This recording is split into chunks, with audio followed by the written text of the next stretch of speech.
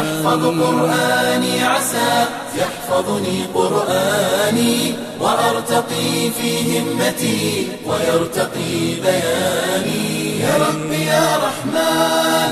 يا رب يا منان وفق وجازي من سعى لخدمة القرآن لخدمة القرآن لخدمة القرآن لخدمة القرآن. الحمد لله الذي أنزل على عبده الكتاب ولم يجعل له عوجا والصلاة والسلام على رسول الله أما بعد السلام عليكم ورحمة الله وبركاته. muna gode wa Allah madaukakin sarki da ya hada mu a wannan waje mai albarka na Afirka TV3 don ci gaba da shirin mu na ya za ka yi ka haddace alkur'ani ko ya za ki haddace alkur'ani. Idan ba a manta ba muna gaba ta yadda muke kawowa shawarwari ga mai neman hadda ya kamata ya bi kamar yadda malamai suka yi ishara a kansu. A zaman da ya wuce mun tsaya akan wato mutum ya samu aboki wanda ya kamata za su na musabaka, ma'ana za su na rige-rige don taimaka masa wajen haddasa, saboda wani lokaci mutum yakan iya gajiya, kuma wannan gajiya da yi wannan lokacin da zai ƙara gaba zai iya cimma manufa. Ma'ana ka zo ka yi ta karanta ƙur'ani ka kusan haddacewa ko kin kusan haddacewa sai kuma kin gaji, to sai ya zama idan da ba wanda kuke rige-rige da shi ko kuke gasa a wannan lokacin za ka iya bari sai wani lokaci. To amma idan ana musabaka ne, ma'ana kana koyi da wani ko kuna rige-rige da wani, to ko da ka gaji ba za ka bari ba, sai ya zama ka ƙarasa wannan abin da kake so ka samu. Sai ya zama wato wannan musabaka ta yi amfani ta yadda wanda yake neman karatu ko yake neman hadda ba shi da wannan abokin na wanda suke gasa bai samu wannan fa'ida ɗin ba. Saboda haka neman wanda za a yi gasa da shi a karatun alkur'ani yana daga cikin abin da yake taimakawa, musamman ma wannan tajurba ce. Lokacin da Allah madaukakin sarki ya sa ni ina tsangaya, muna da wani abu kaɗan mu wanda muke tsere sai ka ga wallahi mutum yana jin bacci amma ba zai yi baccin ba, saboda kana tsoro in fa kai bacci ga wani fa zai haddace wannan wajen ya wuce ka, sai ka ga ba za ka ba. Har irin hutu da ake badawa idan ana tsere ne ko kuna musabaka, ma'ana kuna gasa, za ka ga ko da an yi hutu irin na alhamis da waye din nan ba ruwanka, sai ya zama kai kowane lokaci kana karatu. Amma in ba wanda kuke gasa da shi shikenan, in an ba da hutu sai ka tafi hutunka, dama ba wanda kake tunanin zai wuce ka ko ba wanda kike tunanin za ta wuce, sai ya zama mutum ya samu jinkiri wajen hadda abin da yake so ya haddace. Sannan na daga ciki kamar yadda muka faɗi ɗan uwan wannan shine koyi da alkur'ani din, ma'ana mutum ya yi ƙoƙari yana aiki da abin da yake karanta. Wato shi kuma wannan anan shine barin zunubai, barin ma'asi. Ma'ana mai neman hadda ana so ya ji tsoron Allah,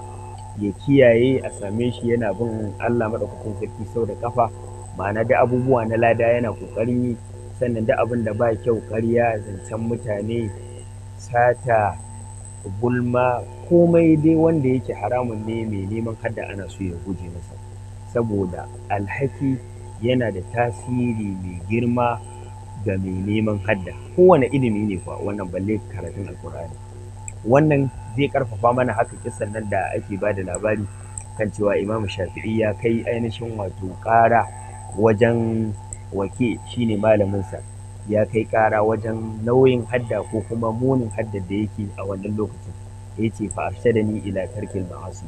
sai malami na ya mun nuni ko ya mun nuni da barin zunubai. Ya ce me, saboda ilimi da kake ji da gani ko kake neman hadda haske ne, hasken Allah kuma baya bada shi ga mai sabo, musamman ma karatun alkur'ani wanda duk wani ilimi yana ƙasa da karatun alkur'ani. Saboda haka mai karatun alkur'ani ya yi ƙoƙari ya bar sabo, ya yi ƙoƙari ya bar ayyukan asha, ya yi ƙoƙari ya bar ayyukan zunubi, ta yadda zai taimaka Allah zai taimake shi ya haddace alkur'ani a cikin ƙaramin lokaci kuma hadda mai inganci. Sannan na daga cikin abin da zai taimaka wa mai neman hadda ana so yana jin, so samu ne kafin ka haddace paper da kake so ka haddace, ko kafin ki haddace wannan allon da zaki haddace, ana so ka je shi koda, musamman ma yanzu an samu ci gaba ga Qur'ani a waya, ga shi a hanyoyi na kafa, wato hanyoyi na zamani ta yadda mutum zai iya recording ya ji. Ma'ana inda za ka ji me malamai suke karanta wannan abu, ba ko da malamin ka ya ɗora ma, amma ka sake saurara. Idan ka saurara wannan jin da kake, to zai rage maka wata wahala da za ka sha wajen haddar. Ma'ana ko da za ka ji ka gaji ko za ka kasa, sai ka tuna menene ka ji a wannan rediyo ɗin, ko menene kika ji a wannan waya, sai ka ga haddar mutum ta yi kyau kuma a cikin ƙaramin lokaci. Saboda haka saurarar Ƙur'ani, dan akwai mutanen da suka haddace Ƙur'ani saboda saurara guda, kawai saboda saurara da ciki, saboda mutane daban-daban ne, wasu Allah ya ba su baiwa ta hanyar wannan sauraron za su iya ma haddacewa. To kaga ko shakka babu, sauraron Alƙur'ani yana daga cikin abubuwan da zai taimaka wa mai neman hadda ya samu haddasa a cikin ƙaramin lokaci, ko a waya ne ko kuma a rediyo. Sai ka kunna wannan allon da kake so ka karanta, sai ka ji abin da wannan makarancin ya karanta, albashi sai kai ma ka zo ka fara, za ka ga ka samu hadda insha Allah cikin ƙaramin lokaci. Sannan na daga cikin abin da zai taimaka wa mai neman hadda,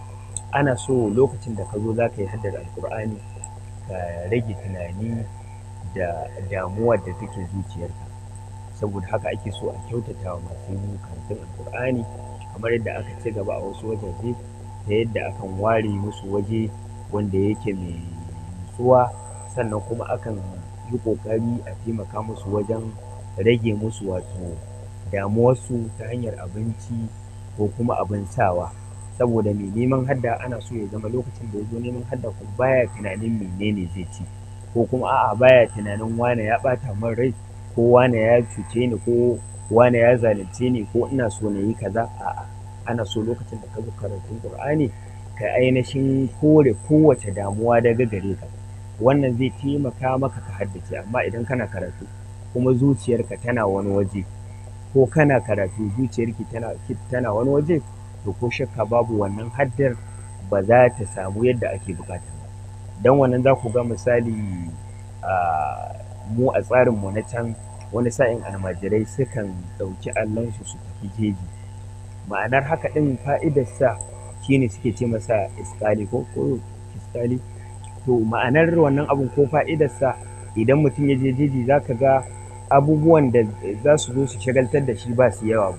fiye da ya zauna a cikin gari kaga wannan motar ta zo ta wuce, ko wannan ya zo da mashin ɗinsa, ko wani ya zo da adansa, sai ka yi ma ka yi kwaɗayi da ma kai ma ka sa wannan tufar, in tufa ce, ko da ma ka shiga wannan motar, ko da ma ka shiga wannan waje. To idan ka je gefe za ka ga wato tunanin mutum ya ainihin takaitu zuwa ga karatu.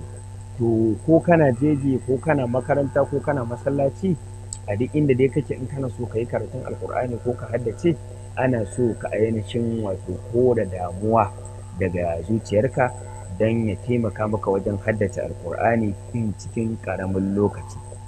Sannan na daga ciki wato mutum ya sanya wa kansa almuraja'a, ya sanya wa kansa wato wani adadi da zai na maimaita shi kullum. Ma'ana ka ɗauka wa kanka izu 10, to ya zama kullum sai ka yi wannan izu 10 ɗin, kada wani abu ya zo ya hana ka yin wannan izu 10 ɗin. Duk yadda aka kai da gajiya, ko ba daɗi ko da daɗi, sai ka yi ƙoƙari ka ainihin kai wannan adadin. To wannan ma zai taimaka maka Ƙur'anin ka yi ƙarfi, ka samu ƙarfar tilawa, sannan kuma zai taimaka miki ke ma ki samu ƙarfar tilawa, ta yadda ko da an girma an shiga wani yanayi kuma matsaloli na rayuwa sun so, Ƙur'anin ka ba zai barka ba, ko Ƙur'anin ki ba zai barki ba. Sannan na daga cikin abun da zai kyautata mana wajen wato neman hadda shine kula da lokaci. Lokaci yana da yana da muhimmancin gaske. Babban abin da yake damun mu, musamman ma wanda suke karatu irin karatun allo da sauransu, ba su da wani hadafi. Wasu ma'anar hadafi a nan shine mutum bai tsaga wa kansa wani lokaci daga yanzu zuwa shekara 1 ko 2 in Allah da sai na haddace. Wannan shine hadafi, saboda in ka haddace a wannan lokacin kuma za ka je ka yi wani abu, in karatun zamani za ka shiga ka je ka shiga, in kasuwa ce ma amma menene ya zama ka ba wa ƙur'ani ɗin wani lokaci. Abin da yake damun mu shine wato rashin ba wa ƙur'ani lokaci, musamman za ka ga masu neman alƙur'ani wasu zai tafi ya yi shekara 10, ya yi shekara 15, kuma wani ba wai ma'ana ba wai ƙarancin ƙwaƙwalwa yake da ita ba,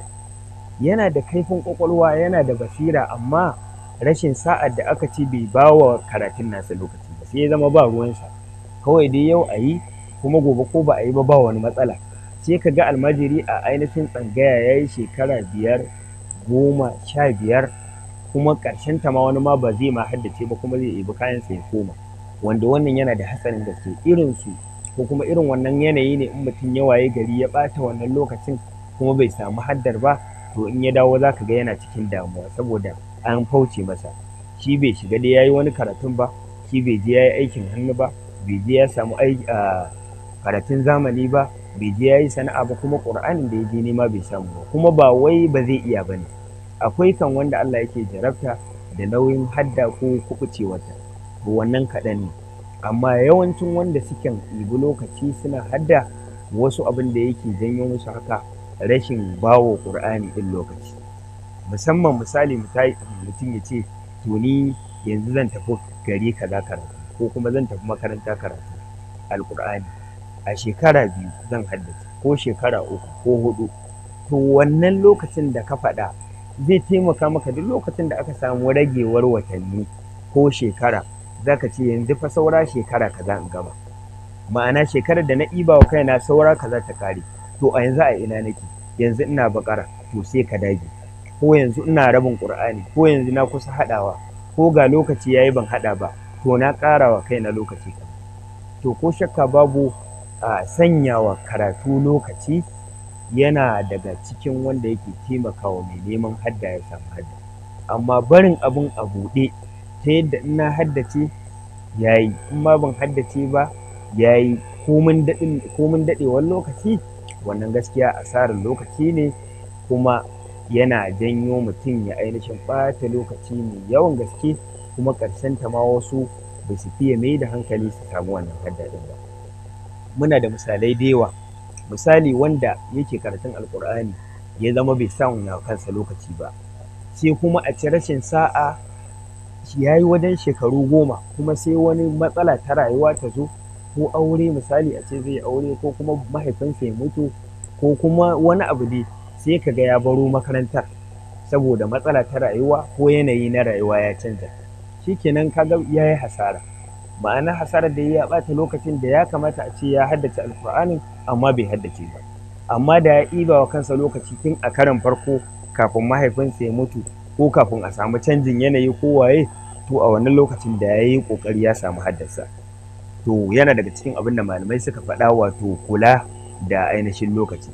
Sannan kuma an so mai karatun alƙur'ani yana addu'a, tunda wannan dai abu ne wanda yake ibada ce mai girman gaske, sannan kuma ƙur'ani karatu ne wanda yake yana da yawa, ma'ana ƙur'ani izu 60 yana da yawa fi sabilillah. Saboda haka ka roƙi Allah ya sauƙaƙa maka, ka roƙi Allah ya tabbatar maka da wannan hadda, ka roƙi Allah ya baka sabati, kada wani tsautsayi ko wani bala'i ya sauko lokacin da kake neman alƙur'ani. Saboda wani sa'in mai neman hadda, musamman abin da yake faruwa, za ka ga mutum ya fara hadda sai ya yi rabin alƙur'ani, kuma sai wani kasuwanci misali ya zo ya buɗe, sai ya ce a tun da dama ƙur'anin ba wajibi ba ne, sai ya bari ya tafi, sai ya zama 30 ɗin da ya haddace ya yi hasararta daga baya. Ko kuma ba ma kasuwanci ba, wani abu da ya zo ya ɗauke ka bar karatun, har ƙwara ma kasuwanci da ɗan dama inda ka koma ɗin ma yana daga cikin abubuwan da, ko kuma yana daga cikin abin da shari'a ta yi nuni a kai, neman na kai. To amma dai ko shakka babu, kula da lokaci da kula da ainihin wato yin addu'a ga Allah ya tabbatar da mutum da kuma sauƙaƙa masa ga karatun alƙur'ani yana da kaso mai tsoka wajen samun haddar mai neman haddar. To ana nuna min dai lokaci yayi, insha Allahu anan za mu dasa aya. Muna fatan Allah maɗaukakin sarki ya tabbatar da mu, sannan kuma ya tunatar da mu yin addu'a ga neman tabbaci ga shi karatun alƙur'ani din, saboda ibada ce wacce shedan yakan kawo hari daban-daban. Za ka ga mai neman hadda wasu abubuwa suna shigo masa, wasu abubuwa masu hatsari, ta yadda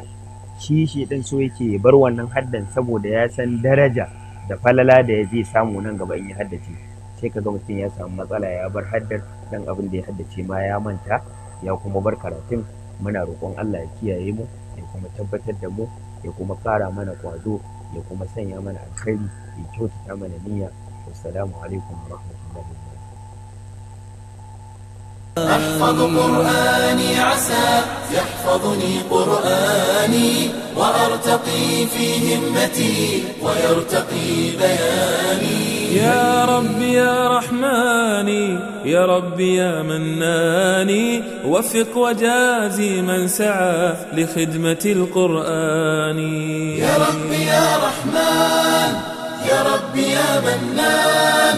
وفق وجازي من سعى لخدمة القرآن. لخدمة القرآن لخدمة القرآن لخدمة القرآن.